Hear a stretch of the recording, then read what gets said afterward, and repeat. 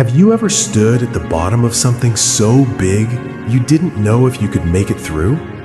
Maybe it's a medical diagnosis, a financial crisis, a relationship that's falling apart, and you look up at what's ahead of you and all you can think is, how am I going to get through this? That's where this psalm begins, Psalm 121. It was sung by Jewish pilgrims traveling to Jerusalem for the feasts. They'd leave their homes and begin the long journey upward through dangerous mountain passes. Thieves hid in those mountains. Wild animals prowled. The journey was treacherous.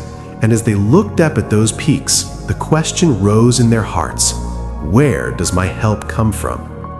It's the same question we ask when the diagnosis comes, when the bills pile up, when the phone rings in the middle of the night with bad news. Where does help really come from? This psalm gives us an answer that has sustained God's people for thousands of years.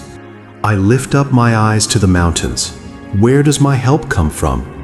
My help comes from the Lord, the maker of heaven and earth. He will not let your foot slip.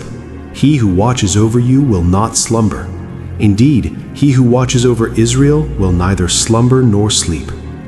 The Lord watches over you. The Lord is your shade at your right hand. The sun will not harm you by day, nor the moon by night. The Lord will keep you from all harm. He will watch over your life. The Lord will watch over your coming and going, both now and forevermore. Think about what this psalm is really saying. The God who made heaven and earth, who hung the stars in space, who carved out the mountains and filled the oceans, this God is personally watching over you. Not just watching, guarding, protecting, making sure your foot doesn't slip on the path. And here's what makes this different from every other source of help we try to find. He never sleeps. Banks close, doctors go home, friends get tired, even our own strength runs out. But God, He doesn't slumber. He doesn't take a break. Right now, as you're listening to this, He's watching over you. Tonight, when you're asleep and vulnerable, He'll still be watching. Tomorrow morning, when you wake up afraid of what the day holds, He'll already be there, awake, alert, faithful. We spend so much of our lives looking for security in things that can fail. We check our bank accounts, we visit doctors, we make backup plans and contingency plans.